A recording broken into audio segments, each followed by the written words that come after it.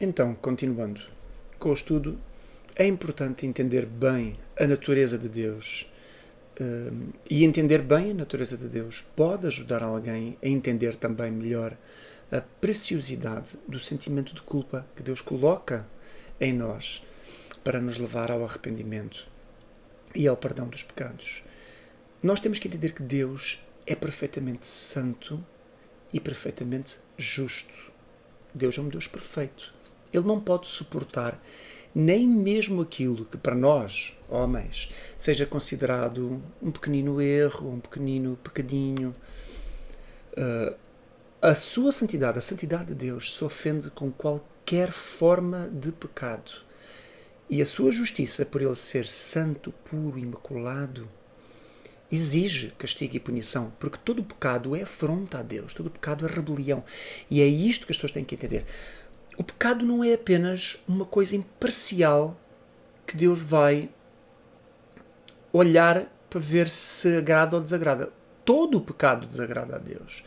O pecado em si tem a assinatura da rebelião, tem a assinatura da afronta, tem a assinatura da perversão, tem a assinatura da malignidade.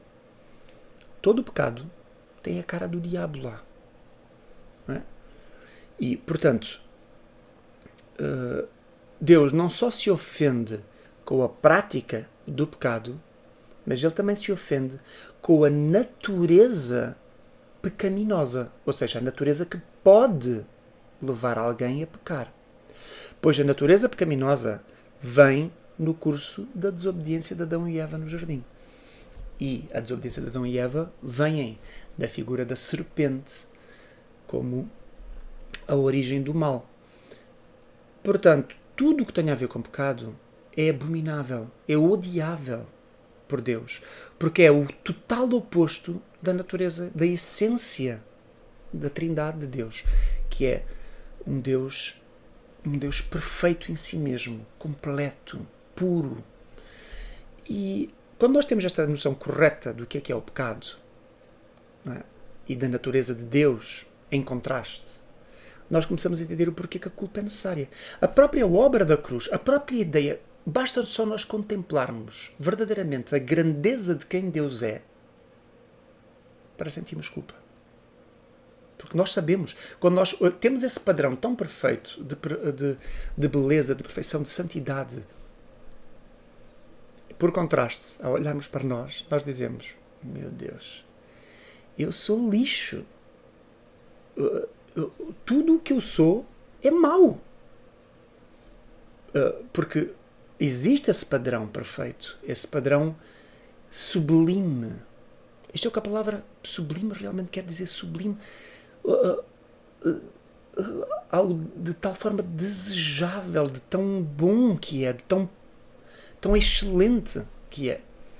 Portanto, por isso é que a Bíblia revela que Deus sempre vai olhar para a humanidade caída com olhos de juízo.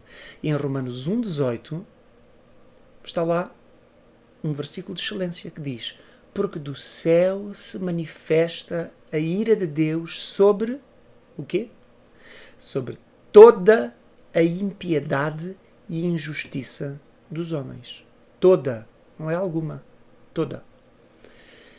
E todos nós somos ímpios e injustos diante de Deus. Todos nós cometemos pecados, todos nós somos falhos, somos imperfeitos, portanto, a ira de Deus permanece sobre nós. E Jesus é o escape à ira.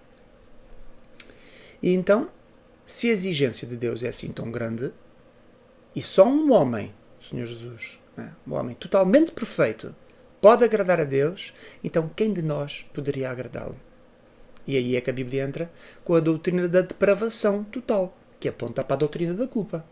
Porque nós somos depravados, somos culpados, e temos que sentir a culpa da nossa depravação e do nosso pecado. Ou seja, temos que nos humilhar diante de Deus, reconhecendo isso, para que Ele se compadeça de nós e nos resgate.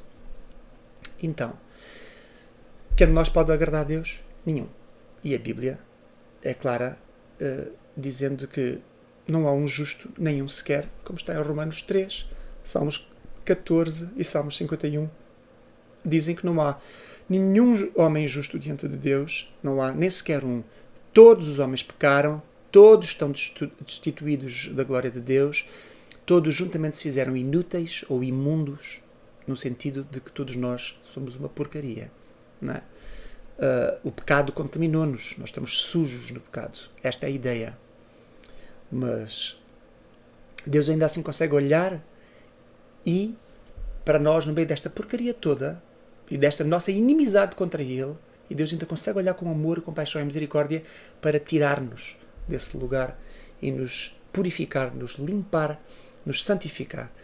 E esta é a beleza da obra de Deus e do amor de Deus para connosco. E é isto que, quando uma pessoa que realmente reconhece a sua miséria, que não vale nada, olha para o amor de Deus e vê que só Deus podia.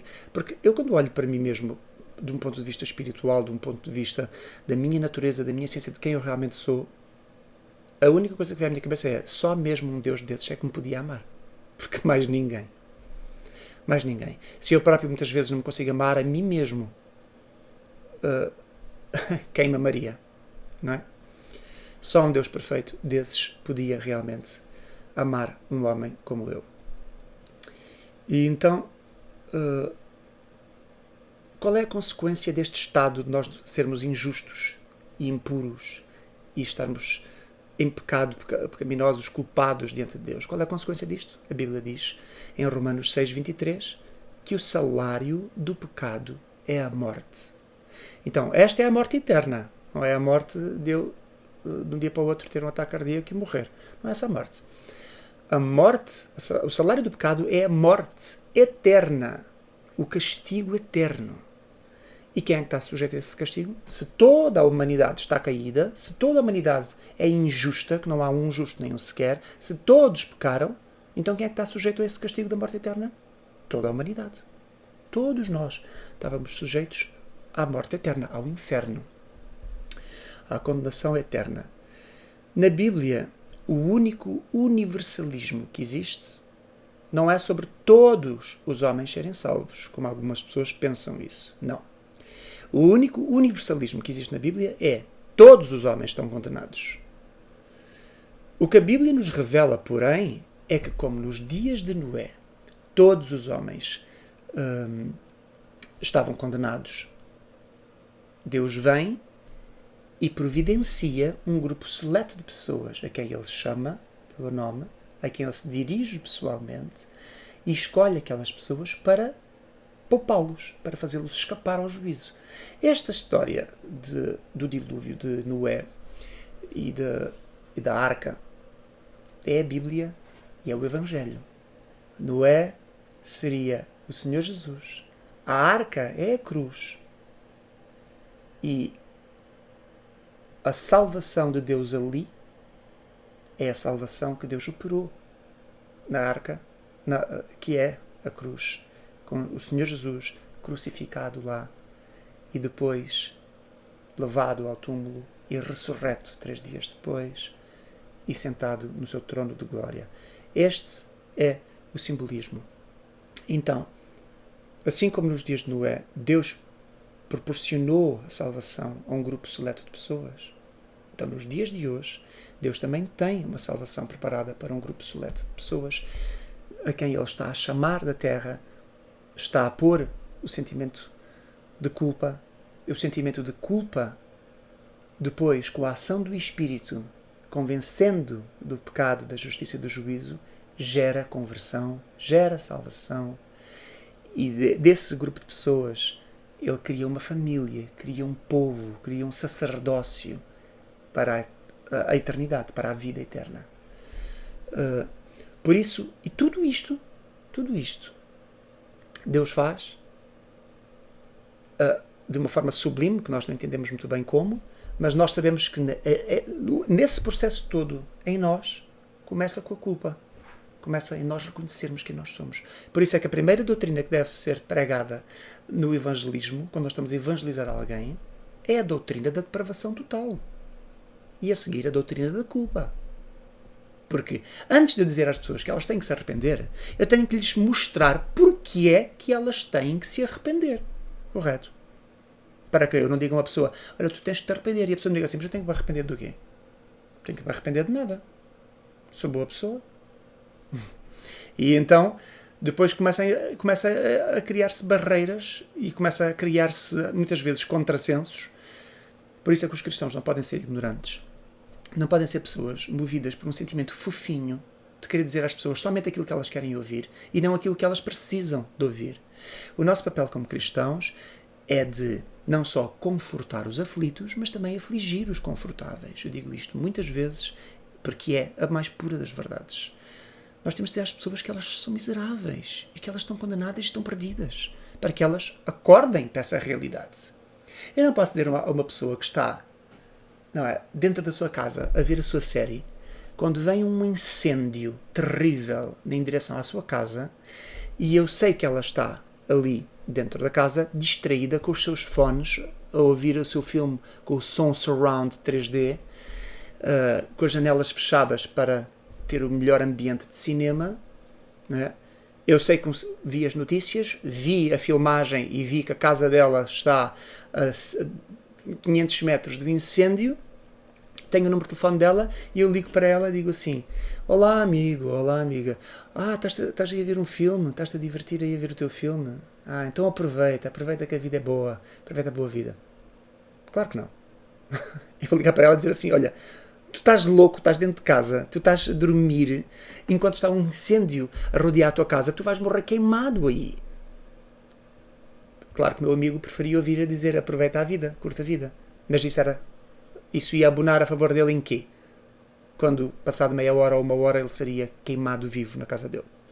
Nós temos que avisar as pessoas do perigo, não é? Ainda que as pessoas não queiram ouvir, provavelmente aquilo lá, mas está a meio do filme. Agora um incêndio a meio do filme. Por favor, estou agora à parte mais importante. Claro que não. Se a pessoa for inteligente e a pessoa perceber do perigo que está à sua volta, se aquela pessoa for inteligente, ela vai largar o filme, vai largar tudo.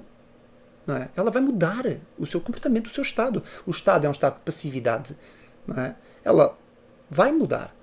E é assim que nós temos que fazer com as pessoas. Nós temos que alertar as pessoas com a verdade e mostrar a decadência, a depravação total da humanidade. Não só da pessoa a quem nós estamos a evangelizar, porque nós temos que mostrar a essa pessoa que ela não é a única depravada do mundo. Não interessa quais são os pecados dela, sejam eles quais forem. Os pecados dela podem ser pequenininhos, como também podiam ser muito grandes.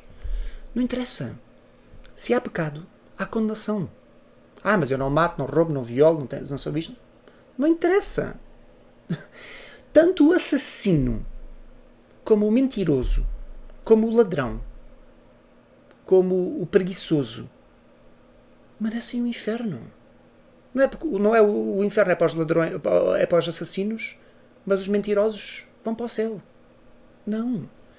Então nós temos que entender que não há pecado, pecadinho e pecadão. Não é? E consequências distintas para cada um deles. Sem pecado é uma posição. Com pecado é outra. Nós sabemos que nenhum de nós está sem pecado. Todos nós temos pecados, então estamos todos condenados.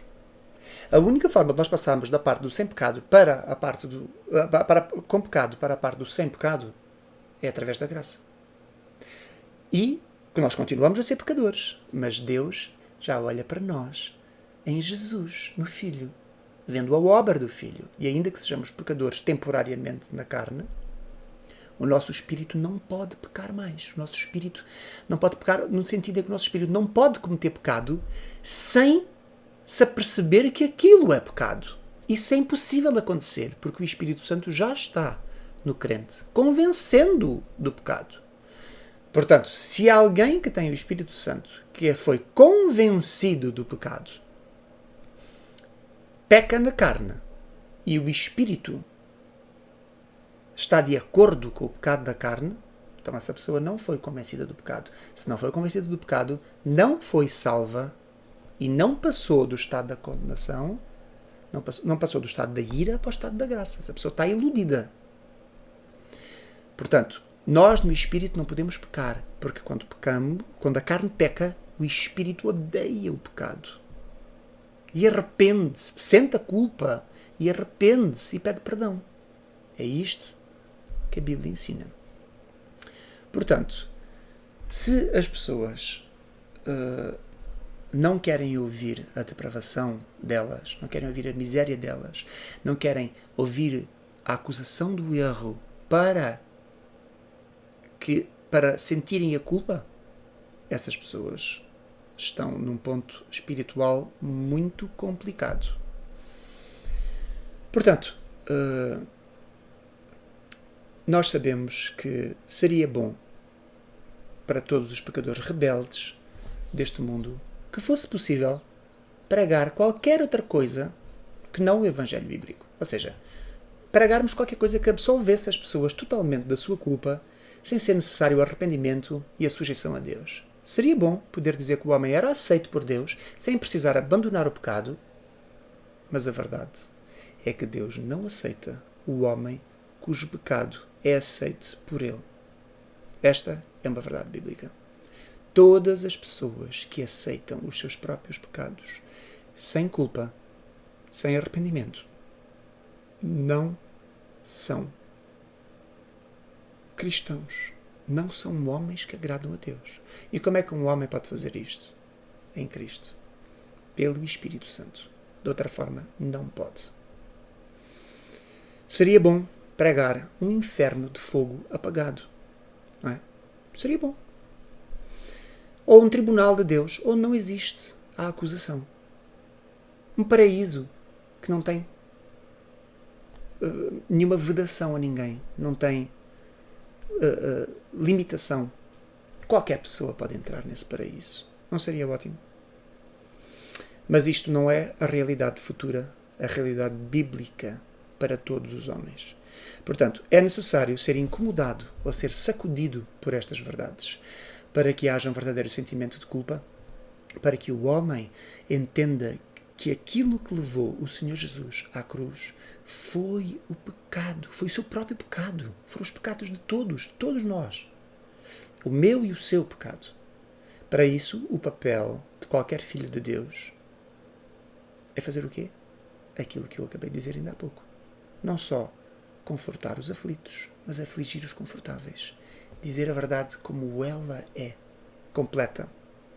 Que o homem pode entrar na graça de Deus, mas antes disso tem que reconhecer a sua miséria, tem que sentir a culpa do seu pecado, tem que se humilhar debaixo da potente mão de Deus, tem que se sujeitar a Deus para então poder ser absolvido dos pecados e receber o perdão dos pecados em quem? Em Jesus, mediante aquela obra da cruz gloriosa, pela ação do Espírito Santo, segundo uma eleição do Pai. Isto é a Bíblia. E isto é a verdade bíblica que deve ser dita às pessoas. Se as pessoas não gostam desta verdade, elas estão com algum problema. Porque eu também já tive uma vida quando não era crente convertido, de pecados de toda a espécie e feitios, cada um pior do que o outro. Portanto, e quando ouvi esta verdade, doeu-me. Não gostei de ouvir na carne, mas o Espírito ouviu e amou essa mensagem. E eu percebi que a miséria da minha vida podia ser transformada. As feridas de batalha, da minha batalha na vida, podiam ser transformadas em glória no final. Que tudo aquilo que eu passei de uma vida terrível podiam ser transformados em testemunho. E esta é a vida. Isto não é um sentimento que é comum, que é incomum ao cristão. Não é exclusivo a mim. Todo o crente convertido sente isto, sabe disto e quer testemunhar disto. Portanto, é bom que o homem sinta o seu pecado e a culpa associada a ele e corra para essa arca que é a cruz e para o Noé que é o Senhor Jesus. Deus praticamente dizimou a humanidade nos tempos antigos, ainda assim deixando a esperança da salvação na figura de Jesus espelhada na cruz. Noé e a arca, como eu falei aqui, são esse símbolo que permanece nas Escrituras em tom de aviso. Vem um novo dilúvio. Não é? E quem ficar do lado de fora está perdido. Então, essas 8 pessoas salvas na arca representam a proteção da cruz que vai acontecer, não é? No dia do segundo juízo. Assim como Noé pregou aquilo que Deus estava determinado a fazer e os homens não ouviram, nos dias de hoje a história também se repete. Homens absolvendo-se a si mesmos da sua culpa, divertindo-se, distraídos com os prazeres do mundo, vão percebendo como aqueles homens de antigamente ou vão perceber só no momento. Alguns vão percebendo a tempo que quando a porta da arca se fechar, quem está de fora não pode entrar mais. E nós temos uma lição maravilhosa aqui. Naquele tempo de Noé, somente aquelas 8 pessoas entraram. Aquelas pessoas foram as pessoas que foram designadas desde o início da arca. E desde a construção da arca até ao fim da arca, nós vemos que nem mais uma pessoa foi incluída naquele grupo de 8 pessoas. Nós, nos dias de hoje, nós sabemos que todos os dias Deus está a adicionar pessoas à arca. Ou seja, está a adicionar pessoas à cruz. Quando nós lemos em Atos 2,47 a dizer: e todos os dias acrescentava o Senhor à igreja aqueles que se haviam de salvar. Nós sabemos que todos os dias o Senhor vai acrescentando pessoas à arca. Nós sabemos que nós somos os animais que estão a ser postos na arca, 1 a 1, ou 2 a 2, ou 7 a 7. Deus está a colocar-nos na arca para a proteção, porque Ele sabe que Ele vai mandar um juízo na terra, como Ele sabia que ia mandar o dilúvio, esse primeiro juízo. Ele sabe que Ele vem despejar a sua ira. E se nós soubermos e tivermos a plena consciência de que esse dia virá, nós queremos correr para a arca. Não é andar a pé, nós queremos correr, não queremos fazer uma maratona para lá. Nós queremos correr desalmados. E nós sabemos que a porta dessa arca está prestes a fechar-se. E o mundo está prestes a receber esse segundo dilúvio de fogo que vem por aí. Então, eu já falei aqui algumas vezes sobre o Espírito de Deus convencer-nos do pecado, da justiça e do juízo. E isto é uma passagem de João 16:8, não é? Quando o Senhor Jesus vai embora, ou está prestes a ir embora, e fala que o Espírito de Deus virá, não é, no seu lugar para convencer o homem do pecado, da justiça e do juízo. Esse é o papel do Espírito Santo. E o Senhor Jesus diz: todavia digo-vos a verdade, que vos convém que eu vá, porque se eu não for, o Consolador, que é o Espírito Santo, não virá a vós, mas quando eu for, vou-lo enviarei. E quando ele vier, convencerá o mundo do pecado, da justiça e do juízo. E o que é o pecar, o que é o convencer do pecado, da justiça e do juízo? O que é que isto quer dizer? Quando o Espírito Santo nos convence do pecado, da justiça e do juízo, nós somos convencidos do pecado, da justiça e do juízo? Ou há uma chance de não sermos convencidos? A resposta é retórica, porque é óbvio que quando Ele nos convence do pecado, da justiça e do juízo, nós somos convencidos do pecado, da justiça e do juízo. Portanto, crente que diz que é crente, mas não é convencido do seu pecado, nem da justiça de Deus e do juízo de Deus sobre o pecado, essa pessoa, só há 2 hipóteses. Ou o Espírito falhou em convencer, ou essa pessoa não recebeu o Espírito que convence. Qual dessas duas vocês acham que é a mais provável? Como é óbvio, o Espírito não falha em nada. O Espírito de Deus é perfeito. Portanto, se um homem não é convencido do seu pecado e da justiça de Deus, que faz com que esse pecado seja naturalmente condenável e evidente, e se ela não se apercebe que esse pecado pede juízo da parte de Deus, porque um pecado que está escondido, protegido, defendido, que é absolvido sem gerar arrependimento e culpa, a mão de Deus não está aí. Portanto, se uma pessoa não é convencida do seu pecado, nem da justiça, nem do juízo, essa pessoa não é convertida. Essa pessoa não tem o Espírito Santo. Alguma coisa de muito grave se está a passar com essa pessoa. Ela está como um camaleão a imitar a vida de um crente verdadeiro. Ela está a imitar um convertido. Ela mudou as suas cores para se assemelhar ao crente. Mas ela não é crente. Ela é uma lagartixa disfarçada de camaleão. Não é? E então,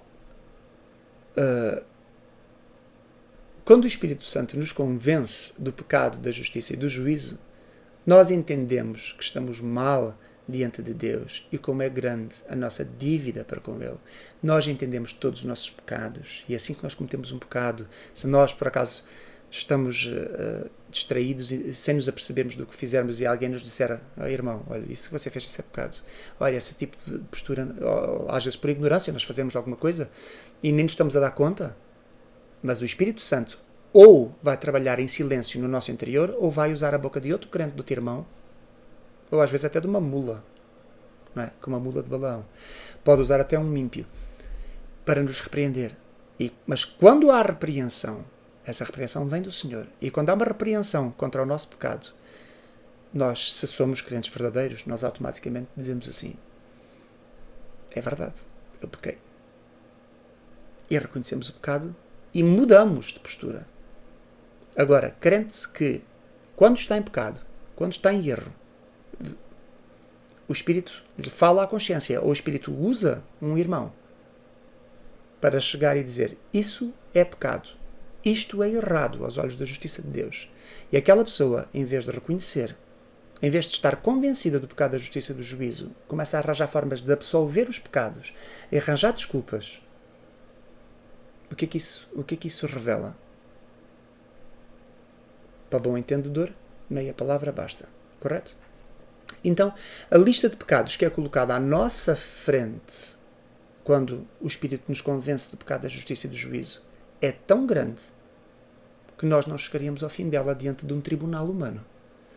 Quando o Espírito nos convence dos nossos pecados, ele joga na nossa cara uma lista infindável que começa a vir à consciência das coisas que nós dissemos, as coisas que nós pensamos, as coisas que nós fizemos, as coisas que devíamos ter feito e não fizemos, as atitudes, os comportamentos, os pensamentos, os sonhos, as vontades, tudo aquilo que é pérfido e nojento e horrível e miserável em nós, vem à nossa cabeça.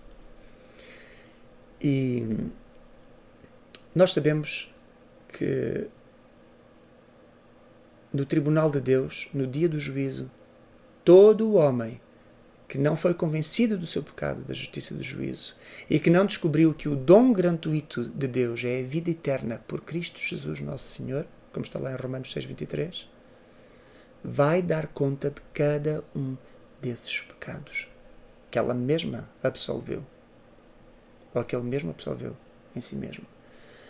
Quando nós reconhecemos os nossos pecados e os confessamos a Deus e os julgamos diante da cruz, aos pés do Senhor Jesus, quando nós reconhecemos a nossa miséria e nos humilhamos diante de Deus e nós reconhecemos esse dom gratuito de Deus que é a vida eterna, nós passamos a ser convencidos do pecado, da justiça e do juízo.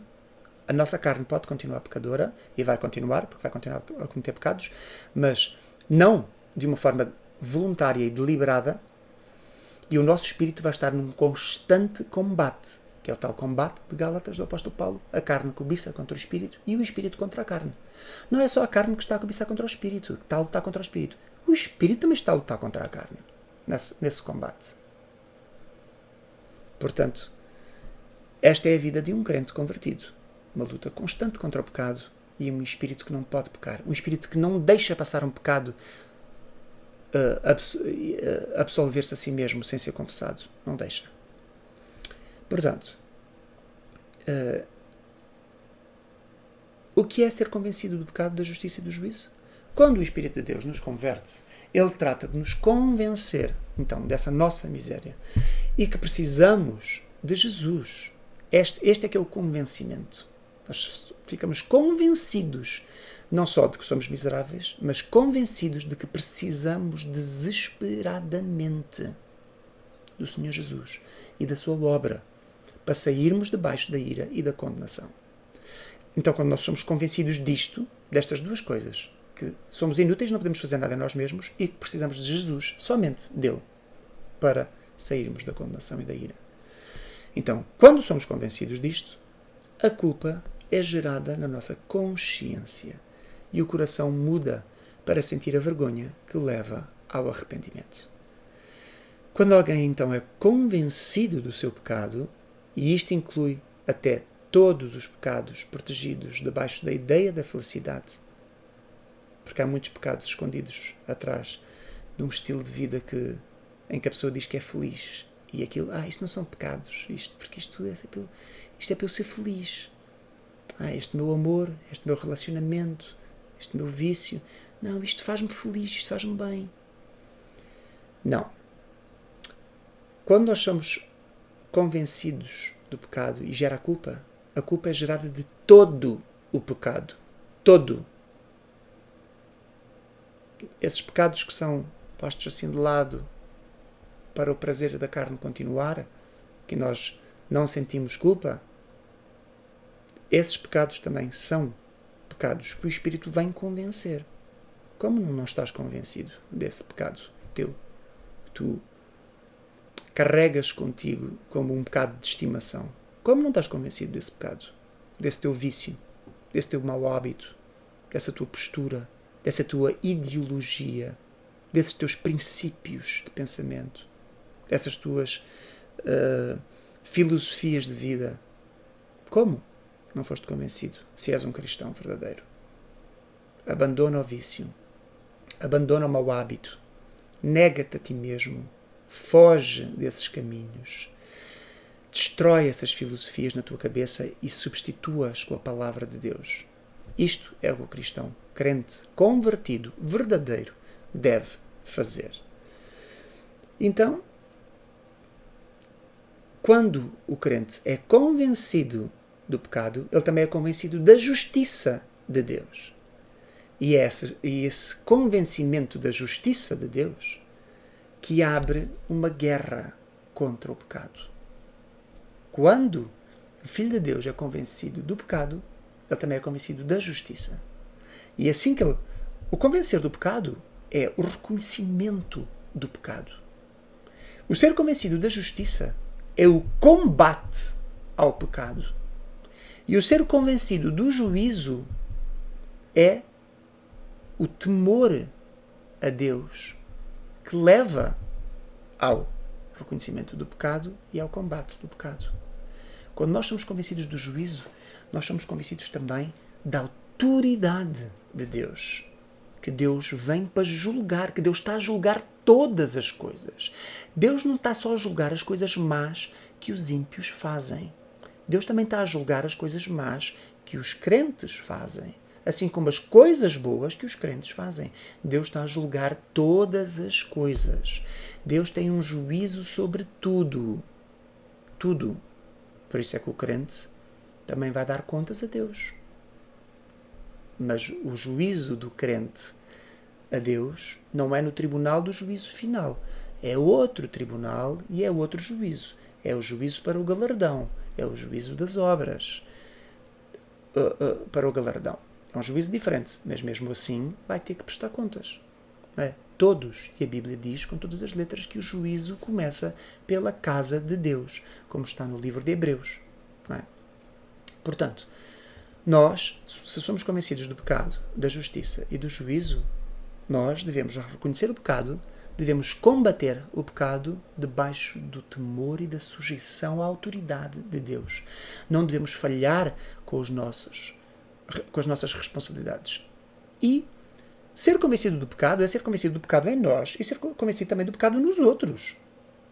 Porque há muito crente que diz que se convenceu do seu pecado em si, mas depois não se convence do pecado do filho, do neto, do irmão, do marido, da mulher, do melhor amigo. E, dizendo-se crente, protege os pecados destas pessoas, que ela ama. Como? Tu tens que ser convencido dos teus pecados e de todo o pecado, para que quando tu estiveres na presença do pecado, tanto em ti como fora de ti, tu saibas ver o pecado por aquilo que ele é. É pecado. E se és convencido desse pecado, também és convencido da justiça de Deus, que te faz fazer o quê? Condenar o pecado. Repreender o pecado. Evidenciar o pecado. Para quê? Para que se gere culpa no pecador. Tanto em ti, se és tu o pecador, tanto naqueles que tu amas, que também são pecadores. Porque se tu tiveres a trazer à mente e ao coração destas pessoas que tu amas, seja o teu filho, o teu neto, o teu irmão, o teu sobrinho, o teu tio, o teu amigo, o teu marido, a tua mulher, se tu tiveres a trazer à consciência dessas pessoas a culpa, e eles sentirem a culpa, eles podem estar aptos a arrepender-se. Se tu absolves o pecado deles, proteges o pecado deles, como é que eles vão sentir culpa? Como é que eles se vão arrepender? Tu achas mesmo que o teu amor está a beneficiar as pessoas que tu amas? Ou está a condená-los? Porque tu estás a protegê-los debaixo da ira de Deus. Deus está com a mira ali para disparar, e tu, em vez de tirar as pessoas debaixo da ira de Deus, tu estás a colocar as pessoas mesmo na mira. Olha, um bocadinho mais para a esquerda, um bocadinho mais para a direita. Olha, estás perfeito na mira. Isso é amor. O amor é querer arrancar a pessoa debaixo da mira. Não querer colocar a pessoa exatamente no sítio ideal, perfeitinho da mira. Então, não podemos proteger o pecado, nem absolver o pecador dos seus pecados, sem que os seus pecados gerem culpa. E a culpa gera arrependimento. Se vai gerar arrependimento ou não, isso depois tem a ver com Deus e a pessoa em si. Agora, entre a pessoa e nós, o nosso papel é fazer gerar a culpa, para que o pecado seja reconhecido. Que esse é o nosso papel como evangelistas. Levar a mensagem da verdade. Por isso é que o Evangelho é arrependei-vos. Como é que eu posso fazer uma pessoa chegar ao arrependimento? Como é que eu posso dizer com coerência a alguém arrepende-te, sem dizer, sem revelar na pessoa o pecado? E sem revelar na pessoa a culpa? Como é que eu posso dizer arrepende-te? Não posso. Portanto, se eu estou a absolver a culpa de uma pessoa, eu não posso dizer-lhe a seguir arrepende-te. Não posso. Não posso. Pelo menos não posso fazer de uma forma coerente. Eu tenho que dizer arrepende-te porque tu és pecador. Sente culpa. E és pecador onde? Nesta decisão que tu tens. Nesta forma que tu te comportas. Nestas atitudes que tu demonstras. Nesta forma de pensar que tu tens. Nesta negligência que tu operas. Nesta preguiça, neste pecado, nesta má doutrina, o que quer que seja que evidencie o pecado daquela pessoa, tem que ser evidenciado para a pessoa pensar, olhar e produzir a culpa. E depois, quando essa culpa está a ser produzida na mente, depois entre a pessoa e o Espírito Santo, há uma ligação. O Espírito pode estar a trabalhar ali para converter ou não. Mas isso já não me diz respeito a mim. Isso diz respeito ao Espírito de Deus. Eu vou fazer o meu papel. Qualquer crente sabe qual é o seu papel, se foi convencido do pecado, da justiça e do juízo. Não é omisso, não é negligente, não é preguiçoso, não é relativista, não é cobarde, não é vagaroso no cuidado. Nós temos que ser crentes assim. Crentes que foram convencidos do pecado, da justiça e do juízo.